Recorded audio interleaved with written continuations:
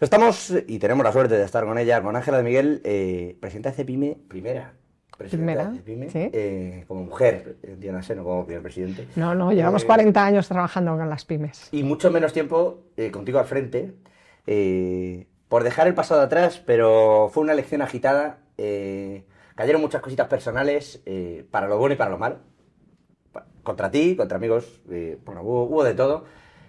De ahí se sale, entiendo, con cierta simpatía, se sale con cierta tranquilidad, pero ¿cómo se pasa? Bueno, pues hombre, a nivel personal, desde luego, pues no es nada agradable, ¿no? Porque por dos razones. Por un lado, la parte personal, en lo que a ti te afecta personal, y por otro lado, porque cuando tú entiendes que una organización empresarial es una institución y que hay una serie de límites que entiendes que no es conveniente traspasarlos, pues también es doloroso que dentro de una organización a veces se utilicen este tipo de estrategias. Venga, le dejo el pasado. Ha ido a entrar justo en un momento en el que se está poniendo la cosa complicada. Más allá de los costes laborales que están disparados, en lo que le toca a las pymes, ahora se viene una reducción de jornada laboral y todo esto lo está haciendo un gobierno del que... ¿Qué sensación tiene usted con todo lo que está haciendo? Bueno, el problema es que tenemos una sensación de absoluta inestabilidad. Eso sí, desde luego, aquellos países que económicamente están más estables, que van mejor, que son más potentes, No va bien en España. son aquellos, no va bien, bueno, depende, porque hay datos que sí que los vemos ahí, que están bien, pero para la microempresa no, cada día perdemos 10. 10 microempresas desaparecen en España cada día, y yo creo que ese es un dato que nos preocupa, con lo cual, como presidenta de Cepime, no puedo decir que España vaya bien cuando la empresa más pequeña, el eslabón más débil de la cadena, lo está pasando fatal. Pero la macro va bien.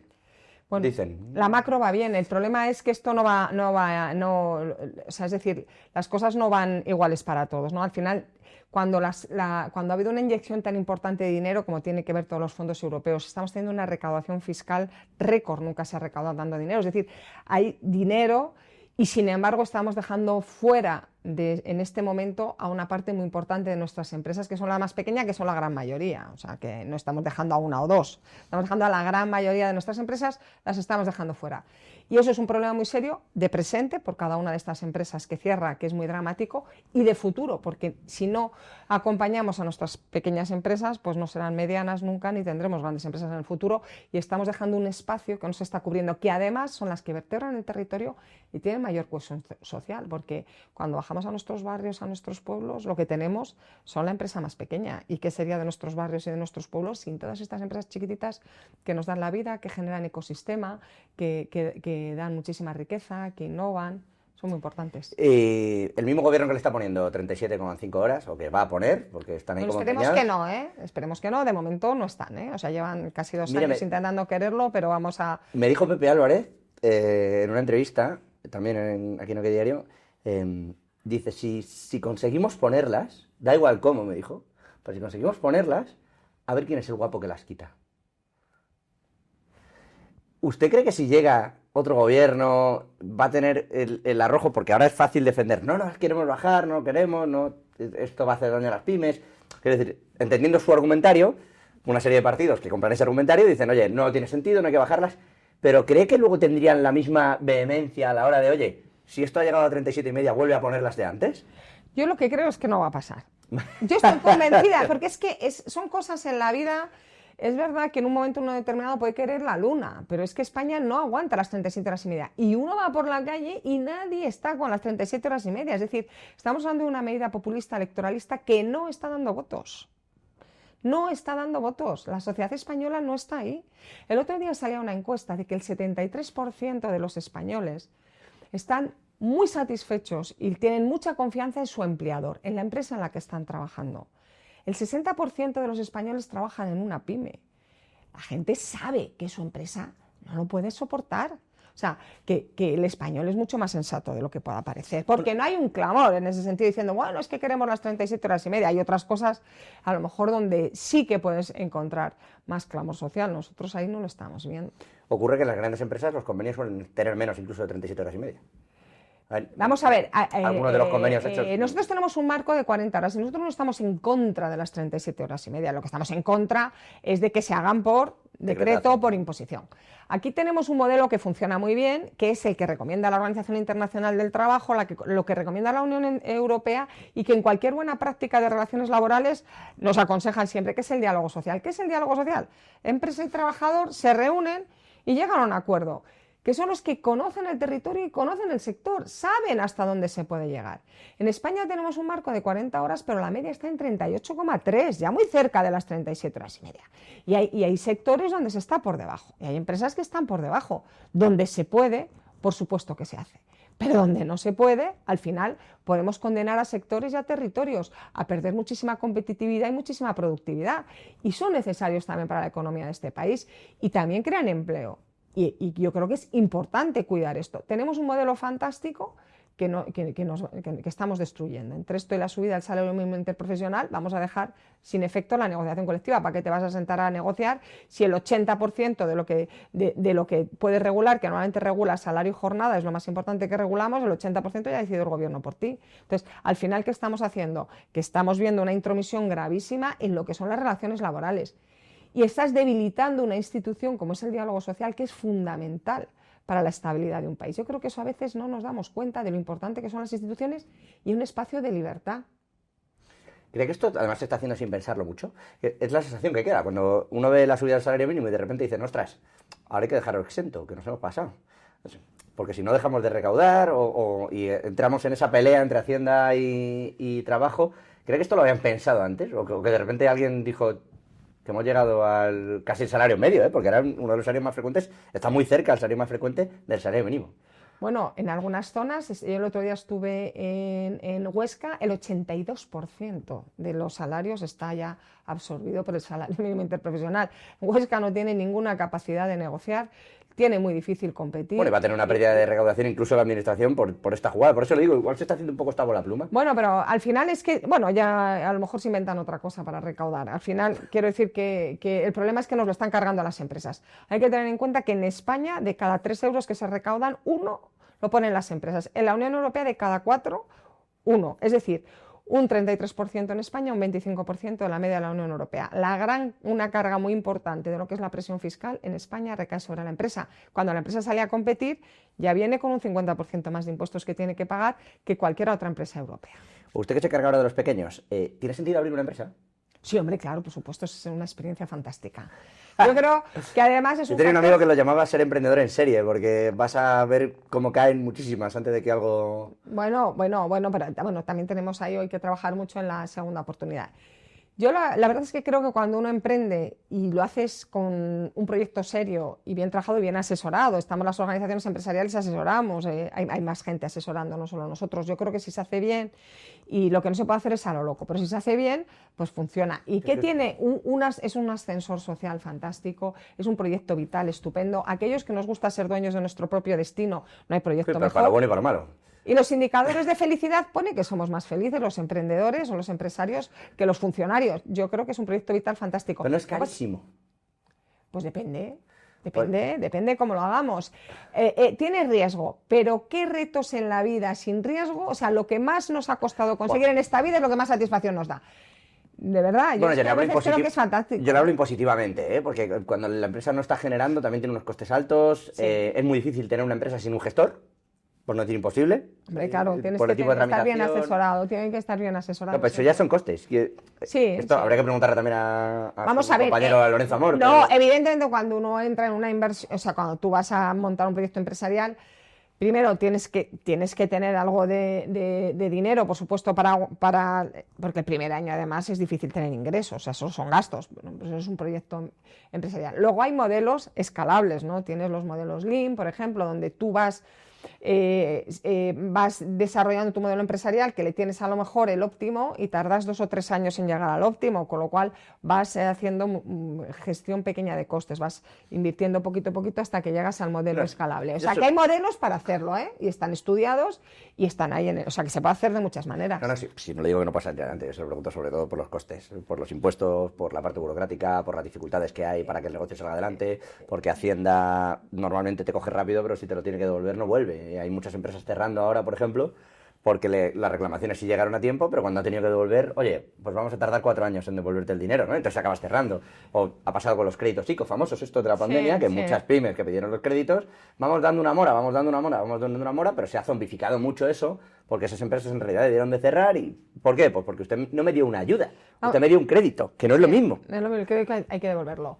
Que es la Y diferencia además de le la pago Unión los Europea, intereses. que es la diferencia de Europa, donde se dieron ayudas. Por eso lo digo. Se Que compensaron las pérdidas. Y aquí tú, además de los costes de poner en marcha de nuevo, pues tienes que pagar esos préstamos. Con lo cual, evidentemente, eso es así. España tiene muchos problemas. Principalmente podemos centrarnos en 3 que hacen un infierno, ¿no? Muchas veces el emprendedor. Pero yo, aunque esto sea difícil y sea un reto, yo creo que ahí estamos, y somos muchos, somos 3 millones en España, más de 3 millones, y oye, ahí estamos, no somos unos locos, gente muy valiente y optimista, trabajadora, emprendedora, creativos. 1 de cada 3 sale fuera, tiene muchísimo éxito en modelos de internacionalización. De verdad que es que la empresa española es fantástica y estupenda. ¿Qué tenemos? Una carga burocrática asfixiante. El 60% de los empresarios españoles perciben que la burocracia les resta competitividad. En Europa son un 25%. O sea, la percepción que tenemos de la carga burocrática en España y que nos dificulta es un 60% frente al 25% de la Unión Europea. ¿Es por una percepción o es porque es real? Es real, es más complicado. Es más complicado porque si no, no lo percibes. O sea, no es que seamos distintos. Cuando te sientan a decirles, vamos a meter 37 horas y media o vamos a subir el salario mínimo, no le dicen, pues quítame esto. Hombre, si nos quitaran, vamos a ver, si te ponen una carga y te quitan otra, pero el problema de las 37 horas y media es mucho más complejo que solamente el económico, ¿eh? Porque bueno, tienes un problema organizativo brutal, como la hostelería es muy complejo. Tienes un problema organizativo, porque a ver quién encuentras tú en una empresa de 2 trabajadores, a ver quién encuentras que vaya media hora al día a trabajar, o sea, al final tienes que abrir menos. O sea, hostelería, comercio... ¿A usted le dice a los hosteleros que tienen que despedir gente si hacen esto? ¿O que van a cuadrar, o que tienen que cerrar horas, o cómo están haciendo? Al final el problema es que el que no llegue tendrá que cerrar. O sea, o abres menos tiempo y a ver cómo gestionas porque vas a tener menos ingresos, el que pueda aguantar una bajada de ingresos fenomenal.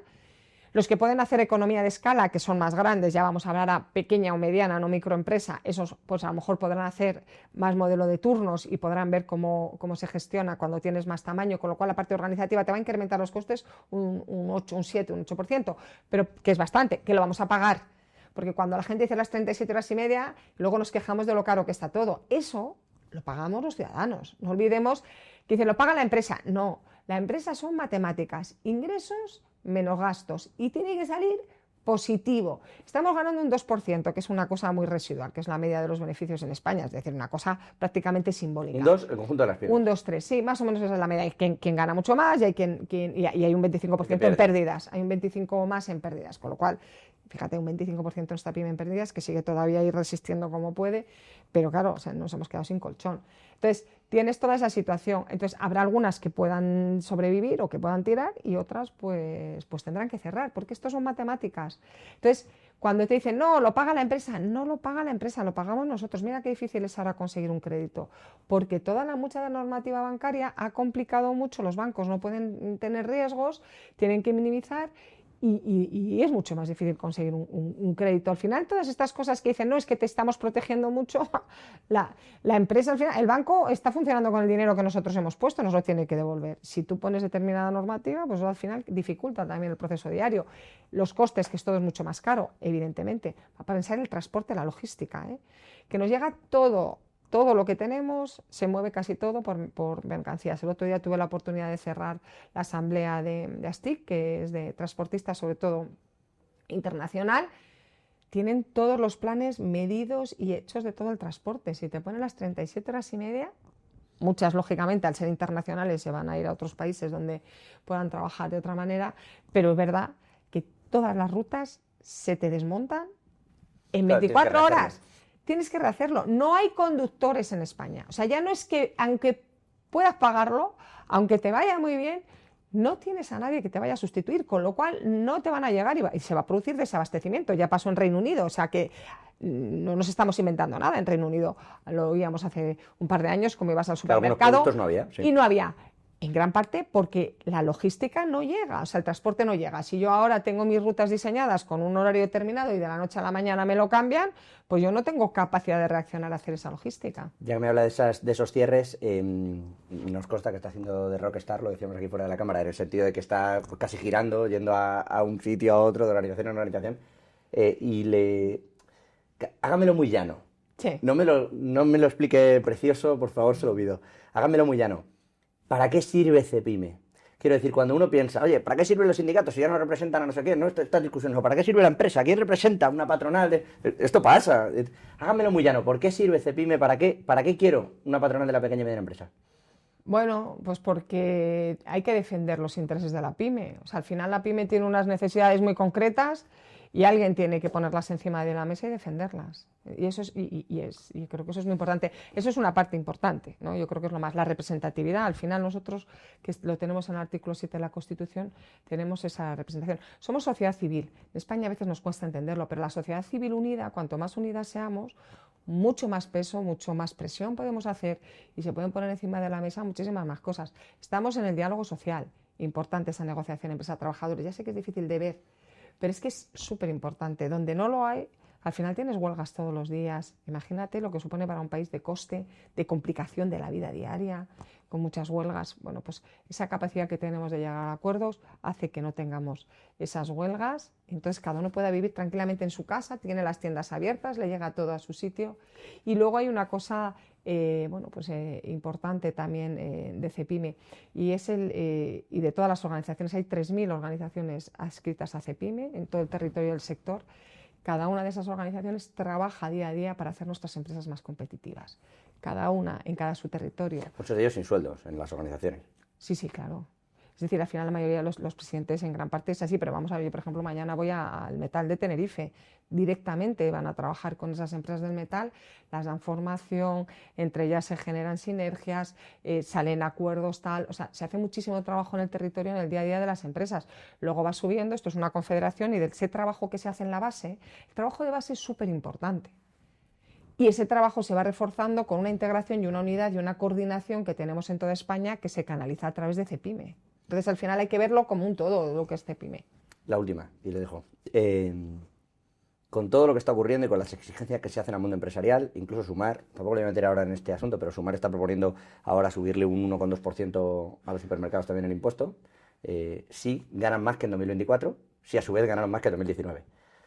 Y si ganan más que en 2019, pero no en 2024, un 0,6. Esto también está ocurriendo. Que al final nos lo van a repercutir. Claro, luego, si luego, es una bajada de impuestos, puedes obligar a que no, pero una serie de impuestos. ¿Qué cara es el tomate? Luego diremos, ¿qué caro los tomates y la leche? Te suben los impuestos, te suben los costes, te suben las horas, te suben o te bajan las horas, etcétera, etcétera, etcétera. Y luego ves, y le voy a preguntar por el aspecto emocional, y luego ves que medio gobierno tiene que salir de ahí. Que si las escuchas, que si no reconozco mi voz, que si con escándalos, bueno, pues vinculados a la prostitución, que si. ¿Qué sensación se te queda en casa? Cuando tú estás viendo esto y dices. Bueno, hombre, evidentemente hay una cuestión, ¿no? Nosotros tenemos una presión fiscal ahora mismo, un esfuerzo fiscal que es un 50% más alto que el de la media de la Unión Europea, es insoportable. Y cae mucho más en la empresa más pequeña, que se pierden 10 al día. Y de verdad que es que, ya sé que soy muy pesada en esto, pero es que no podemos. O sea, cuando cierras tu negocio, tu empresa, que es un drama emocional, es porque no puedes, no porque no quieres, sino porque no puedes. Y entonces perdemos 10 al día en España. Eso es una pérdida muy importante. Y en gran parte asociada a este esfuerzo fiscal. Nosotros creemos que además somos los que aportamos al estado de bienestar. Gestionemos bien los servicios públicos. Si tú gestionas bien los servicios públicos... No se me vaya por arriba. No, al final hay que... pero eso es un poco la cuestión, ¿no? Hay que tener instituciones fuertes, hay que tener gobiernos fuertes, hay que gestionar bien. Hombre, pues muchas cosas, pero cualquier cosa que se haga de mala gestión del dinero público puede ser esa o puede ser muchas otras. Al final, lo importante es cómo hagamos todo. No, pero es real. O sea, uno tiene que contribuir al Estado y a cambio tienes que tener un retorno. Si tú no tienes ese retorno, bueno, sí, al final... Yo le pregunto sobre todo por la legitimidad que le pueda dar al propio gobierno cuando le vienen a pedir cosas, ¿no? La cara que se te queda cuando te vienen a pedir cosas y está pasando todo esto. Bueno, pues nosotros al final, quiero decir que nosotros estamos en el diálogo social y bueno, pues tenemos que seguir pidiéndoles cosas, es lo que nos toca, y seguir proponiendo cosas. La voy a dejar huir por ahí. Ángela Miguel, presidenta de Cepime, gracias por este ratito. Muchísimas gracias a vosotros.